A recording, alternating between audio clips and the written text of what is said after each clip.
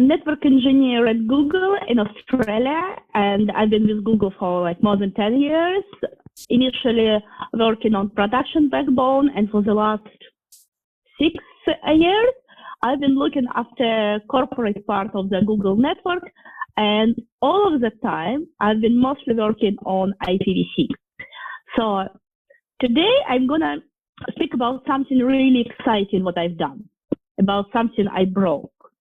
So let me show you some slides. And another thing, you need to know about me is that I'm a big fan of Comic Sans. So some people might be suffering for the next half an hour. Sorry about that. So what I'm going to talk about today is something people might consider almost impossible, almost like unicorn. My talk will be about turning IPv4 off in the enterprise environment and migrating an enterprise network to IPv6 only mode. Why? Why would any sane person do that? I actually had plenty of reasons to do that. First of all, believe it or not, we run out of IPv4 address space. Yes, private one. It's possible. Secondly, I am getting more and more requests from various business units and developers for IPv6 only environment for dog food and testing. And last but not least, I'm heavily involved in operations. And I found that dual stack network comes with a cost. Operating dual stack is actually harder than operating single stack network because you're basically operating two networks at the same time, and you need to make sure their configurations are consistent, and troubleshooting is a bit tricky thanks for happy eyeballs.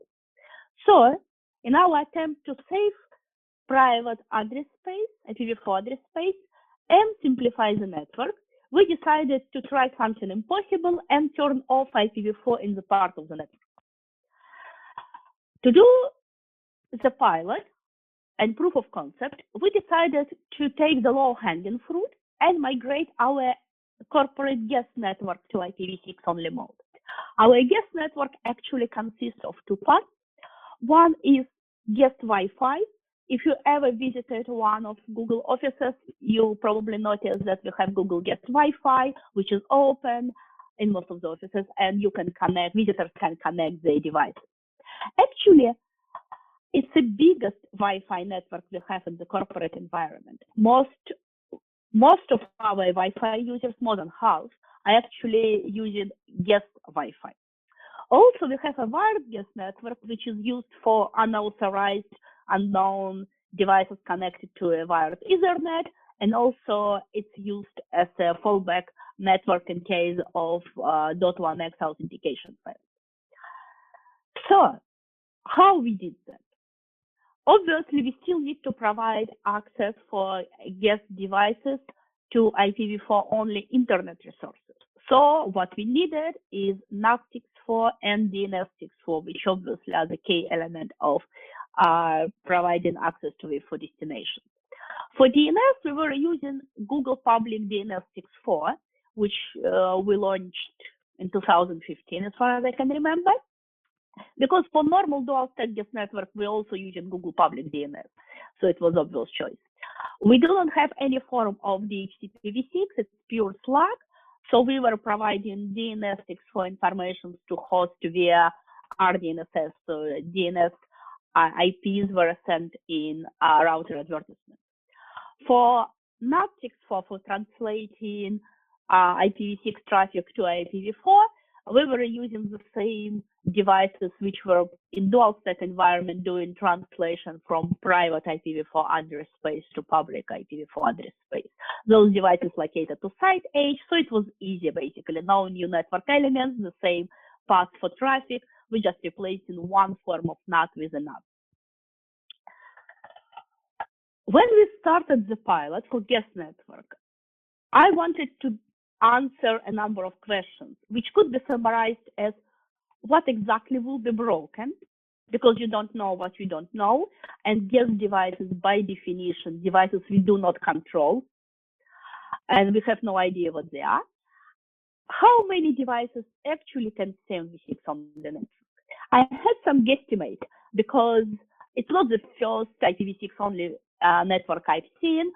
A number of conferences do the same. For example, RIPE has v6 only network as well. As far as I know, FOSDEM is doing v6 only, and we actually did some experiments at ITF network as well.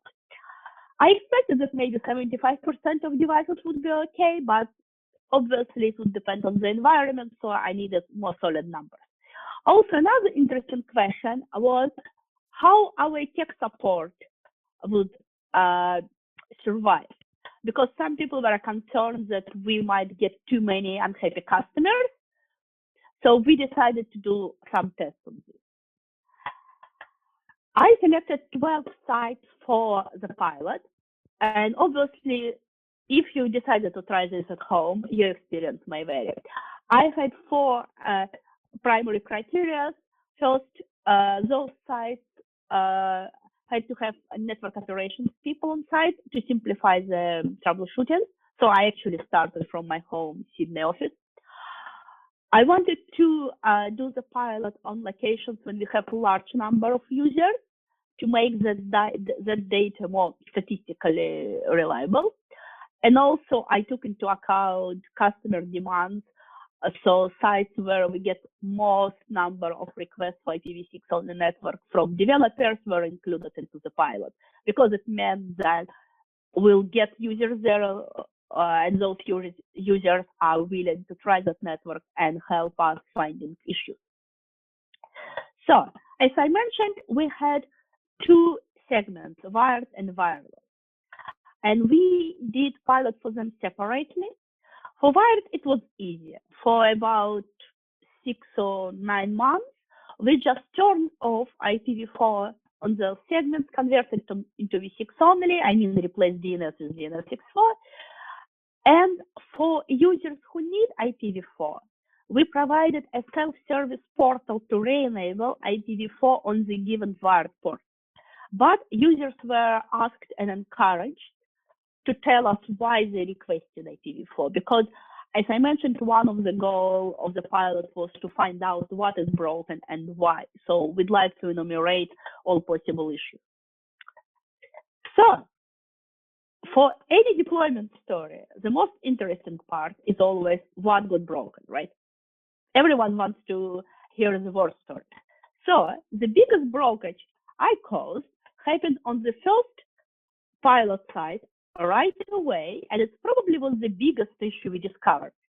I mean, in terms of number of people unhappy and how urgent it was to fix it. And what I broke was Treadmills.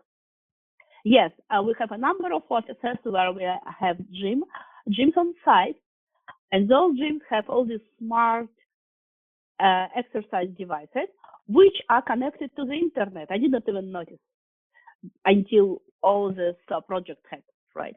Apparently, those devices need internet connection, and most of them are really not happy when you take IPv4 away.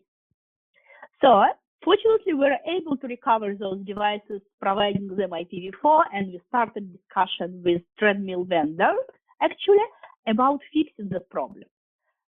And we're still waiting for them to come with a new version which will support IPv6 on the network.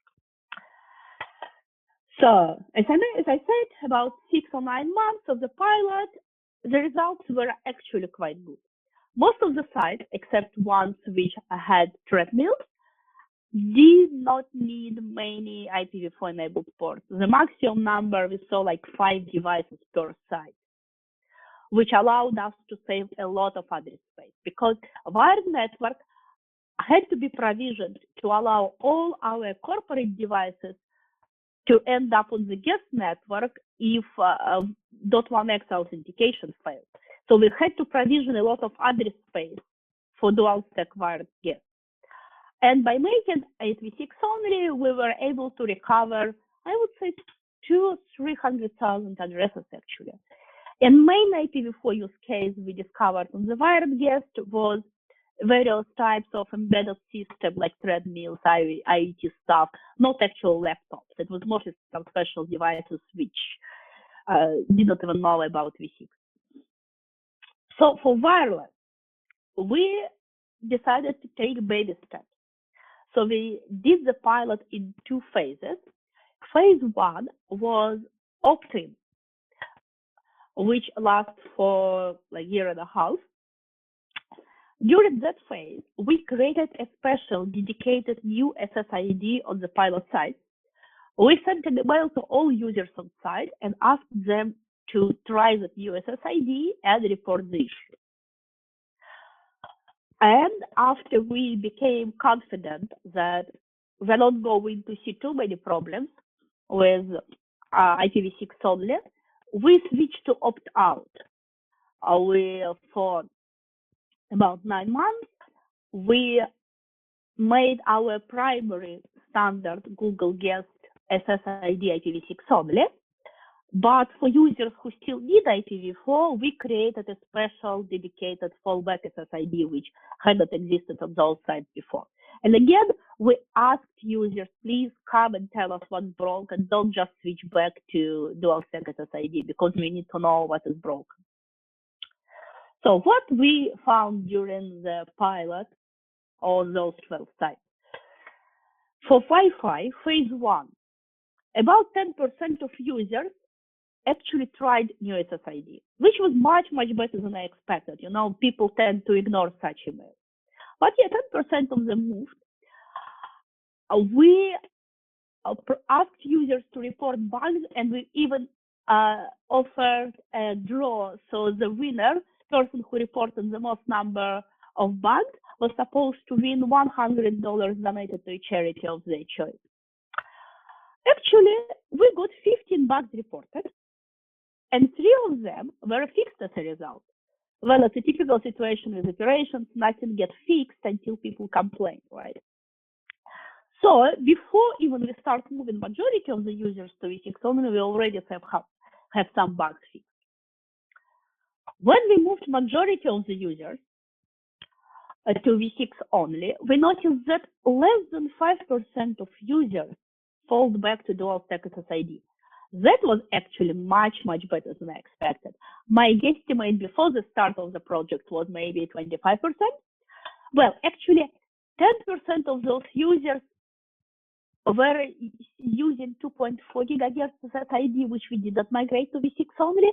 So out of all guest users, we have 10% which stayed on dual stack because we did not touch them.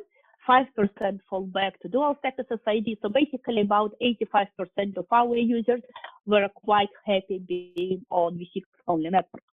In absolute numbers, it's actually quite a lot. The peak device count in one day was 25K. So I had 25,000 users on V6 only network. And not so many bugs reported.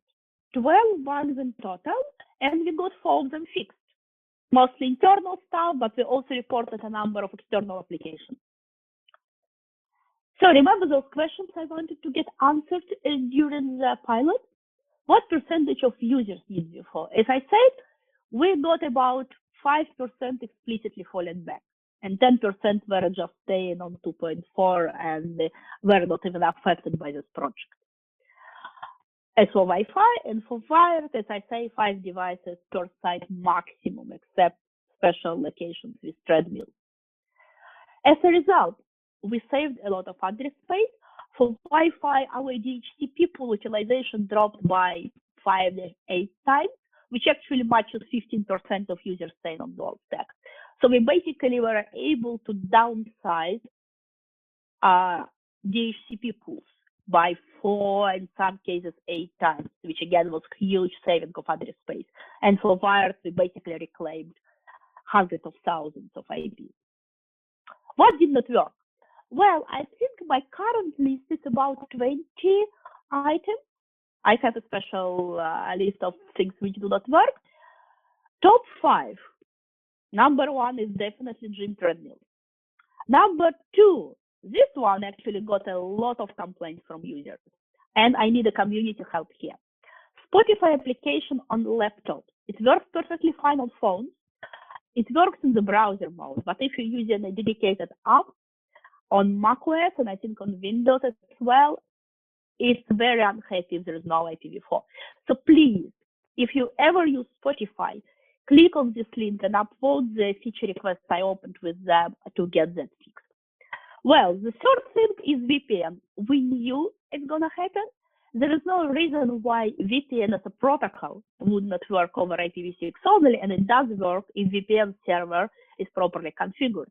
Unfortunately, in many cases, server administrators do not enable IPv6 on their VPN system, and as a result, servers just do not want to establish a connection with a client which doesn't have IPv4 address. But again, it's not a protocol problem, it's just configuration issue on remote side.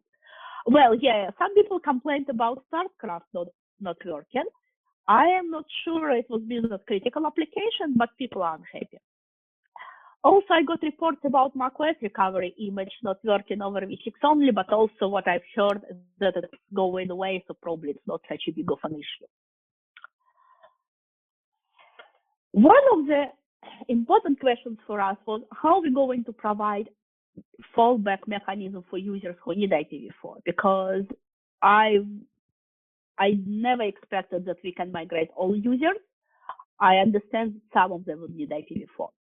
So one of our options were, okay, maybe we can use dedicated SSID, we can use dedicated network, but how are we going to do that?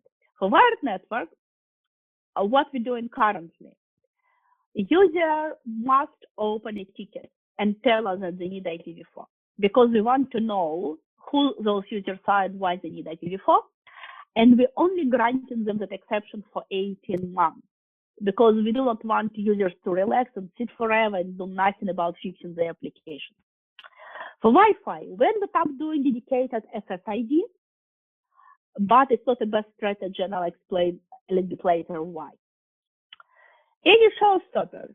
No, we actually did not discover anything to block the project, because we were providing a mechanism for users to get dual stack if they need it. Obviously, your experience may vary because it depends on the use cases and devices on the network. For example, my laptop has been sitting on v6 only network since the start of the pilot, so for at least 2.5 years, and I'm perfectly happy, but my use case is mostly SSH and browser. People with millions of applications on Windows laptops might have different experience. Support team impact, surprisingly, was very little, but we planned ahead. We notified users about the change. Notification email contains the link to report the issue and the first step, how to recover, how to switch to dual stack. So as a result, most of the users actually didn't even need to talk to support team. But in case they do, support team were provided with a troubleshooting flow chart. They had a link to known issue page, so they could check if the issue has been reported already and how to troubleshoot it. Lessons learned.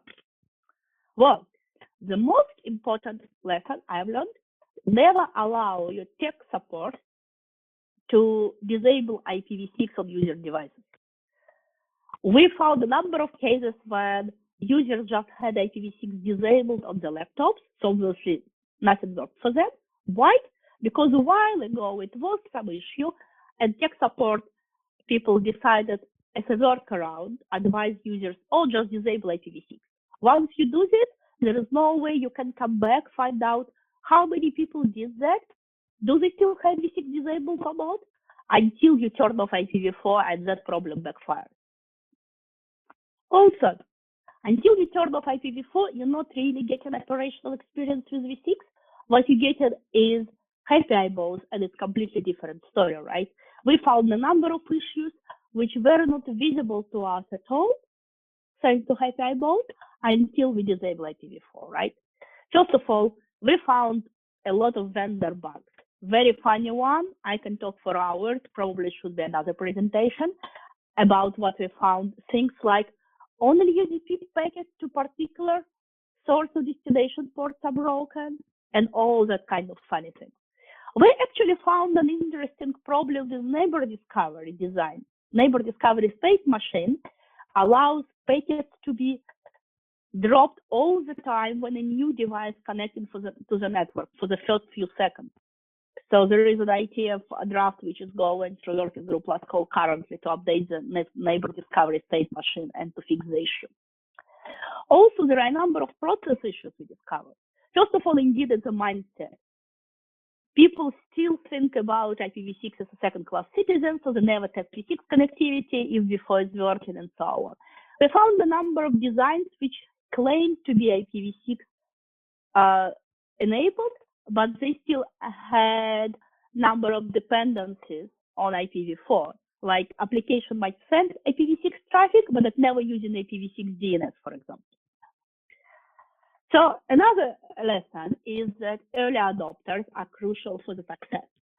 So we did this opt-in phase when we asked for volunteers, and it was a very good idea because we got people on board who are interested in V6, willing to try, willing to troubleshoot, and they're also capable of troubleshooting, so they can give you a report which are much more informative than just something doesn't work, right? They can help you, they can run TCP dump for you, and so on. As a result, when we switched majority of the users to V6 only, we already had some issues found and fixed, which allowed us to minimize the user impact and improve the user experience. Yeah, another thing is that it's a very good idea to start requesting IPv6 support from your vendors as early as possible, because obviously it takes years to get proper V6 support. But that request must be very explicit. I've seen RFPs say IPv6 must be supported. It basically means nothing. If your vendor tells you, my equipment supports IPv6, it most likely means you can configure an IPv6 address, right? It might not mean that that device can use IPv6 DNS. It doesn't necessarily mean device would receive DNS and router advertisement. It doesn't mean it could be managed over IPv6 and so on, right? So we have started making those requirements explicit and talking to all our vendors.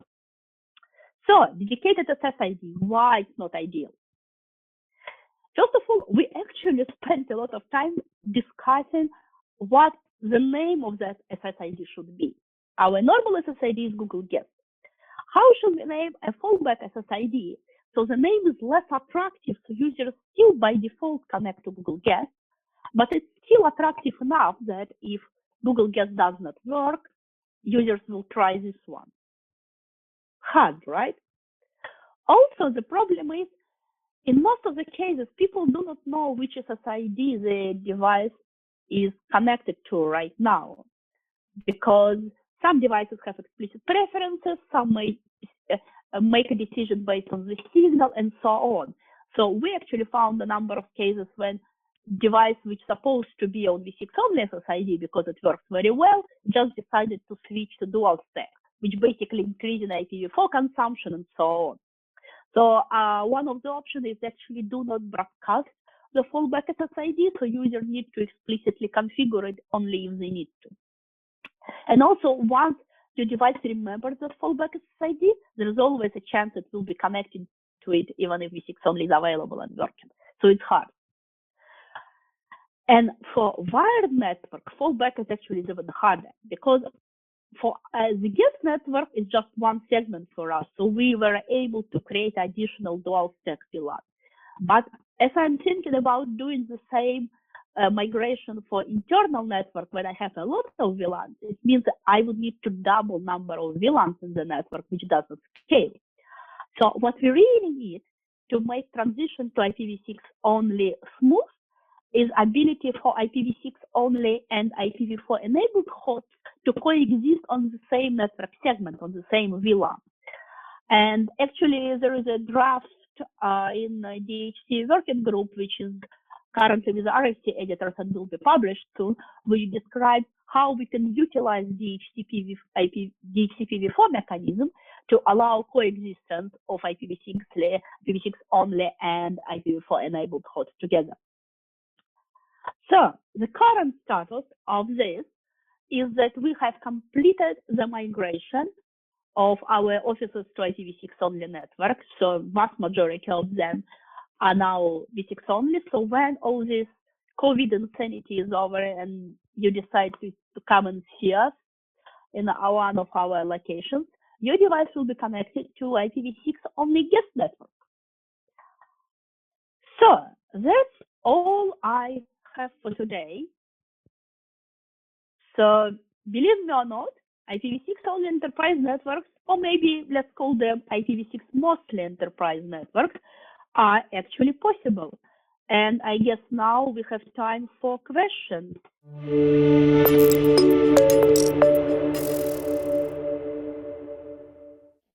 Thank you very much, Jen.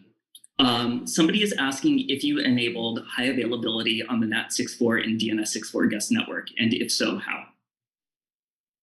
So actually, for NAT64, we were using the same devices which we were using for normal NAT44.